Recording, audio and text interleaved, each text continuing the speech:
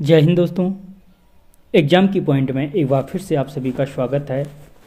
दोस्तों, उत्तराखंड के संपूर्ण इतिहास की इस श्रृंखला के अंतर्गत आज हम कुनिंद वंश के बारे में जानने की कोशिश करेंगे। दोस्तों, अलग अलग बुक पढ़ने से बढ़िया है ये जो वीडियो आप अभी देखोगे, आपको पता चल जाएगा। लगभग सभी किताबों का निचोड़ इस वीडियो में देखने को मिलेगा। अलग अलग किताबों से ये नोट्स तैयार किए जा रहे हैं और अगर आप इस पूरे वीडियो को देख लेते हैं तो आपको यहाँ से कोई भी क्वेश्चन नहीं छूटेगा। दोस्तों, अगर आप चैनल पर नए हो, आपने अभी तक चैनल को सब्सक्राइब नहीं किया तो प्लीज़ सब्सक्राइब कीजिए और वीडियो अच्छा लगे तो लाइक और शेयर जरूर करना। तो दोस्तों, आज हम इस वीडियो में बात कर रहे हैं कुनिंद वंश के बारे में। जो पहली चीज कुनिंद वंश के बारे में बात आती है कि जो कटोच के अनुसार कुनिंद ने उत्तराखंड पर 200 ईस्वी पूर्व से 300 ईस्वी तक शासन किया। यानी जो कटोच है, कटोच कहते हैं कि जो कुनिंद वंश था उसने 200 ईस्वी पूर्व से 300 ईस्वी तक यहाँ पे क्या किया, राज किया। माना जाता है कि इन्होंने जो कुनिंद वंश था, कुनिंद वंश ने लगभग कब से कब तक, महाभारत काल से 300 ईस्वी तक यहाँ पर राज किया। और महाभारत काल को मानने का मुख्य रीजन है कि महाभारत से क्या मिलती है, कुनिंद वंश की जानकारी हमें प्राप्त होती है। आगे इसके बारे में डिस्कस करूंगा कि क्या क्या किसमें कहा गया है। दोस्तों, अगली चीज अगर हम बात करें कि उत्तराखंड पर शासन करने वाली प्रथम राजनीतिक शक्ति अगर किसी को माना जाता है तो वो कुनिंद लोग थे, ठीक है। या अगर क्वेश्चन बनता है कि उत्तराखंड पर शासन करने वाली प्रथम राजनीतिक शक्ति कौन थी, तो आंसर हो जाएगा कुनिंद लोग क्या थे, प्रथम राजनीतिक शक्ति के रूप में उत्तराखंड पर राज करने वाले थे। दोस्तों, इनके जो साहित्यिक स्रोत हमें पता प्राप्त होता है, हर वंश का हमें एक स्रोत प्राप्त होता है कि ऐसे अगर हम मानते हैं कि यहाँ पर परमार वंश था, चंद वंश था, ये राजा थे, कहीं ना कहीं से हमें इनकी जानकारी प्राप्त होती है। तो वही चीज़ यहाँ पर जो कुनिंद वंश था, कुनिंद वंश के जो स्रोत हैं, हमें कहाँ से प्राप्त पता चलता है कि कुनिंद वंश ने यहाँ पर राज किया, तो उसके अलग अलग जो हमें स्रोत प्राप्त होते हैं। सबसे पहला जो स्रोत है साहित्यिक स्रोत, यानी जो साहित्य से हमें कुनिंद वंश की जानकारी मिलती है, उन साहित्यिक स्रोतों में महाभारत हो गए, अर्थशास्त्र हो गए और अष्टाध्यायी हो गए। ये तीन मुख्य साहित्यिक स्रोत हैं जिनसे कुनिंद वंश की जानकारी मिलती है।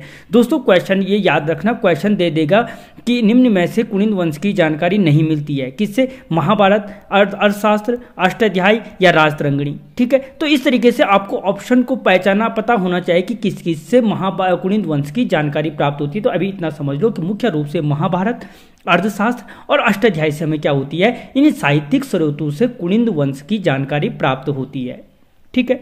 जो पुरातात्विक स्रोत हैं, पुरातात्विक स्रोत के अंतर्गत जो आते हैं कालसी, भरहूत और मथुरा के अभिलेख प्राप्त होते हैं, ठीक है। जो शिलालेख और अभिलेख हैं वो कालसी का, भरहूत का और मथुरा से क्या होते हैं, हमें कुनिंद वंश की जानकारी प्राप्त होती है, ठीक है। और इसके अलावा जो मुद्राएं हैं, कुनिंद वंश की 3 प्रकार की मुद्राएं मिलती हैं जिनसे मुख्य रूप से कुनिंद वंश की हमें क्या मिलती है, जानकारी प्राप्त होती है, ठीक है। इन 3 प्रकार की मुद्राओं से हमें क्या होती है, इस कुनिंद वंश की जानकारी प्राप्त होती है।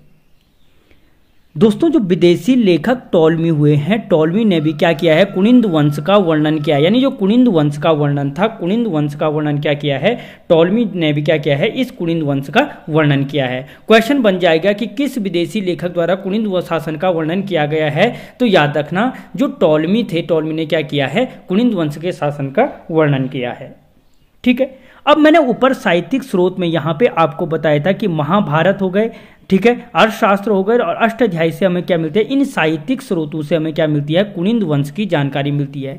तो सबसे पहले बात करते हैं महाभारत के बारे में कि महाभारत के बारे में हमें कुनिंद वंश के बारे में कौन कौन सी जानकारियां प्राप्त होती है, ठीक है। दोस्तों, टाइम लगेगा लेकिन आपको पूरा का पूरा इस वीडियो में कवर हो जाएगा कुनिंद वंश। कोई भी किसी भी बुक में कोई इससे अलावा नई चीज़ नहीं देखने को मिलेगी। और अगर कोई मिल गई तो हो सकता है मुझसे छूट गई हो, तो आप कमेंट बॉक्स में जरूर लिखना जिससे मैं उसको फिर से ऐड कर पाऊँ। तो दोस्तों, सबसे पहले अगर हम महाभारत के बारे में बात करें तो महाभारत के वन पर्व में कुनिंद वंश का वर्णन मिलता है। क्वेश्चन सीधे सीधे पूछ लेगा कि महाभारत के किस पर्व में कुनिंद वंश का वर्णन मिलता है, तो फिर आंसर हो जाएगा वन पर्व में क्या मिलता है, कुनिंद वंश का वर्णन मिलता है। और कुनिंद वंश का जो वन पर्व में वर्णन मिलता है तो कुनिंद वंश के याद रखना राजा सुबाहु का वर्णन मिलता है। किस शासक का वर्णन मिलता है, तो सुबाहु का वर्णन महाभारत में मिलता है। महाभारत के वन पर्व में याद रखना जो श्रीनगर गढ़वाल का क्षेत्र है उसके लिए श्रीपुर शब्द का प्रयोग किया गया है। कई बार क्वेश्चन पूछा गया है कि महाभारत में श्रीनगर के लिए किस शब्द का प्रयोग किया गया है, तो याद रखना श्रीपुर शब्द का प्रयोग किया गया है। ठीक है।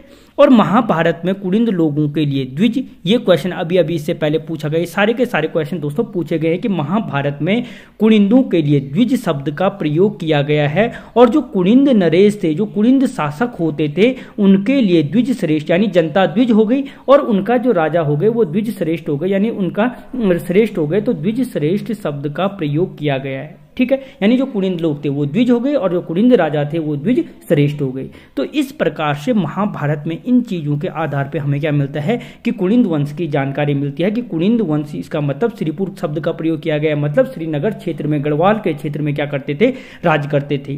कौन सा राजा था? सुबाहु था। किस पर्व में मिलता है? वन पर्व में। क्या कहते थे? द्विज। राजाओं को क्या कहते थे? द्विज श्रेष्ठ शब्द का प्रयोग करते थे। ठीक है।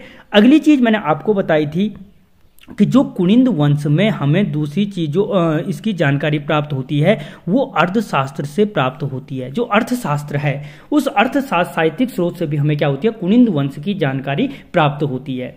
और याद रखना अर्थशास्त्र में कुलिंदों के लिए कुलिंदोपस्य शब्द का प्रयोग किया गया। अभी ये क्वेश्चन कुछ टाइम पहले पूछा गया था और बार बार पूछा जाता है कि अर्थशास्त्र में कुलिंदों के लिए किस शब्द का प्रयोग किया गया है, तो याद रखना कुलिंदोपस्य शब्द का क्या किया गया है, अर्थशास्त्र में प्रयोग किया गया है कुलिंदों के लिए।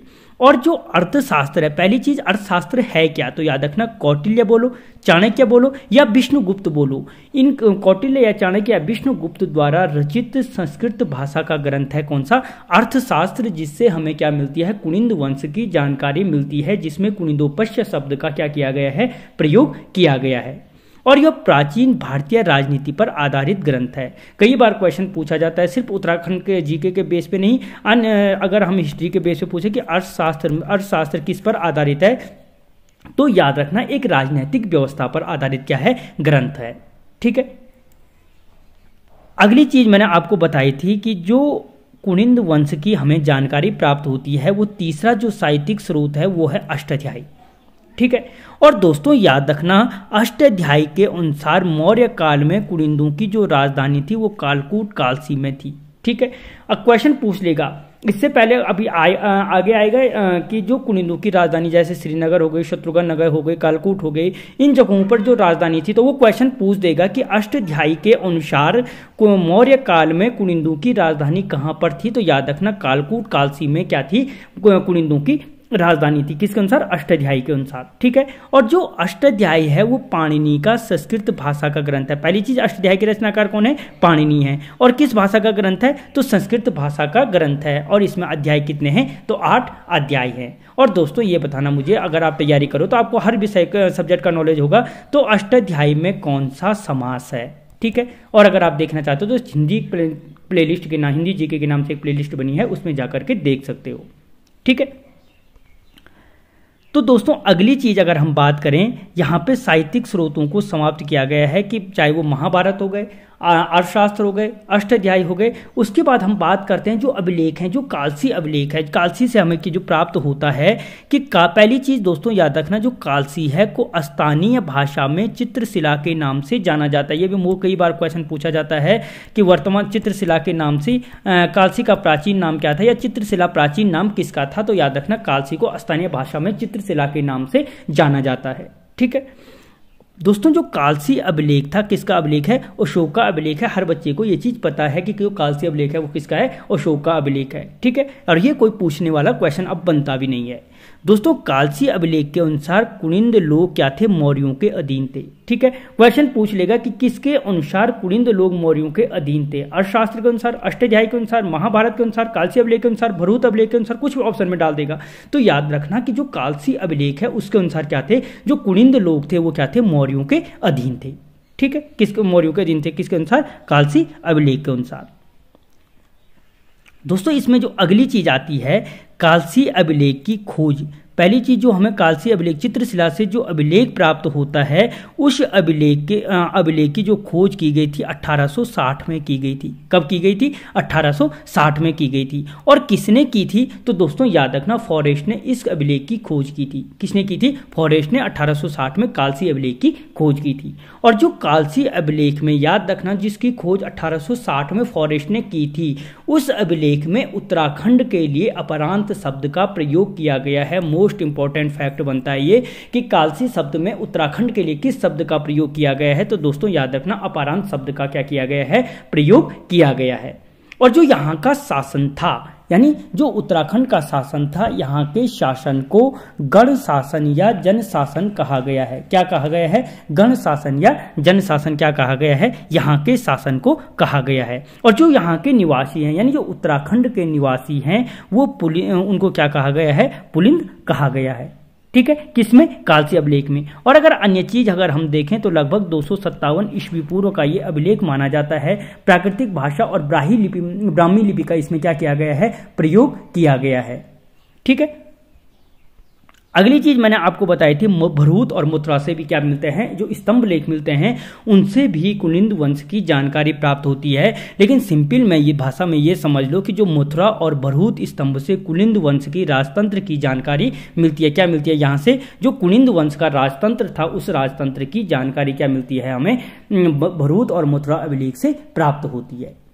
ठीक है, अगली चीज दोस्तों, जो कुलिंद वंश का सबसे शक्तिशाली राजा था वो अमोद भूति था। ठीक है, अब पूछा नहीं जाता लेकिन पहले बहुत पूछा जाता है कि कुलिंद वंश का सबसे शक्तिशाली राजा कौन था, तो अमोद भूति था। ठीक है, और सबसे जो आने वाले टाइम के लिए मोस्ट इंपोर्टेंट क्वेश्चन बनता है कि अमोद भूति की जो मुद्राएं हैं वो यवन राजा अपोलोडोरस के साथ मिली हैं। किसके साथ मिली हैं? जो यवन शासक अपोलोडोरस के साथ क्या मिली हैं? कि अमोद भूति की जो मुद्राएं हैं वो मुद्राएं यवन राजा अपोलोडोरस के साथ प्राप्त हुई है। ठीक है,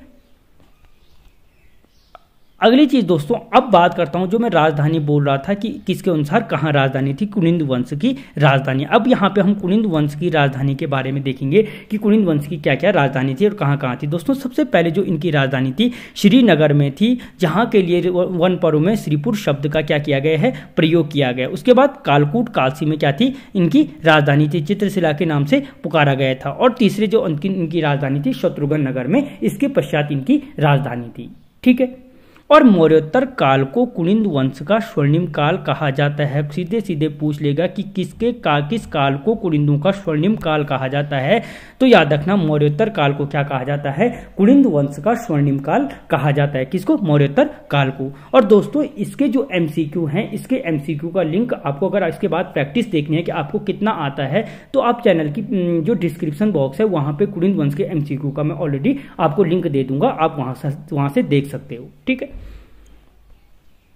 तो दोस्तों यहां पे इसके बाद अगर हम इनके व्यापार को देखें, क्योंकि अगर राजा होगा, प्रजा होगी, तो उनके बीच व्यापार भी होगा। क्योंकि ये तो नहीं हो सकता कि हर आदमी अपनी जरूरत की चीजों को अपने खुद ही पैदा कर ले, तो उसके लिए व्यापार की जरूरत पड़ती है। और ये भी नहीं हो सकता कि एक ही राज्य में या हमारा एक स्टेट है उत्तराखंड को सारी चीजें हम उत्तराखंड में पैदा कर सकते हैं। कुछ चीजें हमें इंपोर्ट करनी पड़ेंगी, कुछ चीजें हम एक्सपोर्ट करेंगे, तो उसके लिए व्यापार जरूरी है। तो दोस्तों जो कुलिंद वंश में जो व्यापार था, यानी जो आंतरिक व्यापार था, यानी जो राज्य के अंदर ही होता था, वो वस्तु विनिमय पर आधारित था। किस पे था? वस्तु विनिमय। वस्तु विनिमय का मतलब है कि मैंने आपको सपोज प्याज दे दिया, आपने मेरे को टमाटर दे दिया, मैंने दूसरे को टमाटर दे दिया, दूसरे ने मेरे को हल्दी दे दी, मैंने तीसरे को हल्दी दी, उसने मेरे को मिर्च दी। इस तरीके से जो वस्तु विनिमय पर आधारित था, क्या? आंतरिक व्यापार। कुलिंद वंश का जो आंतरिक व्यापार की प्रणाली थी वो एक वस्तु विनिमय पर आधारित प्रणाली थी, जबकि जो बाह्य व्यापार था यानी अदर स्टेट का जो व्यापार था वो मुद्रा पर आधारित थी। क्या थी? वहां पर मुद्रा का प्रचलन था। इसीलिए तो हम जो मैंने अभी बताया था कि अमोद भूति की जो मुद्रा थी यवन राजा अपोलोडोरस के साथ मिली है, यानी उनके बीच कहीं ना कहीं व्यापार हुआ होगा, इसीलिए उन्होंने एक सामूहिक मुद्रा का निर्माण किया जो उनके राज्य में भी चले और हमारे यहाँ भी चले। जैसे यहाँ का जो पैसा है अमेरिका, जैसे डॉलर है, उसको कन्वर्ट किया जा सकता है, कन्वर्ट होगा, ठीक है, लेकिन ये नहीं कि दोनों की बराबर वैल्यू होगी, लेकिन इन दोनों की इनकी क्या मिले हैं? एक साथ में मुद्रा मिली है। कहीं ना कहीं इससे प्रमाण मिलता है हमें कि इन दोनों के बीच क्या था? व्यापार हुआ करता था। ठीक है दोस्तों, अगली चीज अगर हम बात करें कि कुलिंद प्रकृति के उपासक थे। जो कुलिंद लोग थे वो क्या थे? प्रकृति के उपासक थे और शैव धर्मावलंबी थे। ठीक है। शैव जो धर्मावलंबी थे, मतलब वो शैव धर्म के उपासक थे और प्रकृति को प्रमुखता देते थे। ठीक है। और जो कुनिंद वंश के समकालीन कुमाऊं पर राज करते थे, खस लोग राज करते थे। ठीक है। ये क्वेश्चन कई बार पूछा गया है कि कुनिंदों के समकालीन कुमाऊं पर किसका राज था। तो जो दोस्तों जो कुमाऊं पर राज करते थे वो कौन लोग करते थे, खस लोग कुमाऊं पर क्या करते थे, राज करते थे। इसके बाद दोस्तों जो मोस्ट इंपॉर्टेंट चीज है, कुनिंद वंश की मुद्राएं, जहां से कोई ना कोई क्वेश्चन आपको देखने को जरूर मिलता है कि कुनिंद वंश की जो मुद्राएं थी उनमें क्या क्या था। तो दोस्तों याद रखना, कुनिंद और दुविष्क की कुषाणकालीन नाणक मुद्राएं प्राप्त हुई हैं। कुषाणकालीन नाणक मुद्राएं किसकी प्राप्त हुई हैं, तो कुनिंद और दुविष्क की कुषाणकालीन नाणक मुद्राएं प्राप्त हुई हैं। और कुनिंद मुद्राएं, जो कुनिंद वंश की मुद्राएं हैं, देवढुंगा उत्तरकाशी से और ठूर टिहरी से प्राप्त हुई हैं। ये क्वेश्चन अभी अभी जो प्रवक्ता का एग्जाम हुआ था उसमें पूछा गया था कि निम्न में से कुनिंद वंश की मुद्राएं कहां से प्राप्त नहीं हुई हैं। तो देखो मुख्य याद रखना कि कुनिंद वंश की जो मुद्राएं हुई हैं देवढुंगा से, जो कहां पे, उत्तरकाशी में, और ठूर टिहरी से क्या हुई है, कुनिंद वंश की मुद्राएं प्राप्त हुई हैं। ठीक है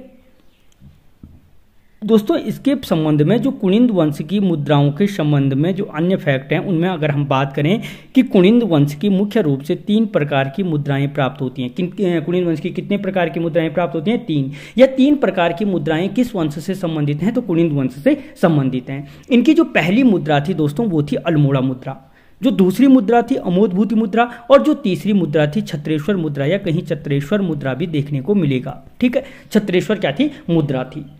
अब अगर हम इन अलग अलग मुद्राओं को देखें तो दोस्तों एक चीज देखो, सबसे पहले अल्मोड़ा मुद्रा के बारे में। दोस्तों जो अल्मोड़ा मुद्रा थी वो ताम्र धातु की बनी थी, यानी जो अल्मोड़ा मुद्रा थी वो क्या थी, कॉपर से बनी हुई मुद्राएं थी, किसकी, अल्मोड़ा मुद्रा की। और राज्य का नाम कुणिदोपस्य लिखा गया था। जो अल्मोड़ा मुद्रा है, जो कॉपर की बनी हुई मुद्रा थी, उनमें राज्य का नाम कुणिदोपस्य लिखा गया था। क्या लिखा गया था, कुणिदोपस्य राज्य का नाम मिलता है।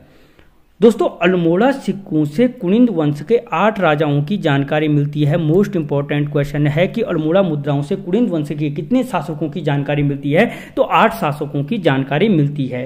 दोस्तों वो 8 शासक कौन कौन से थे ये याद रखना इसलिए जरूरी है कि इससे पहले ये क्वेश्चन पूछा गया है कि अल्मोड़ा मुद्रा से निम्न में से किसका वर्णन नहीं मिलता है।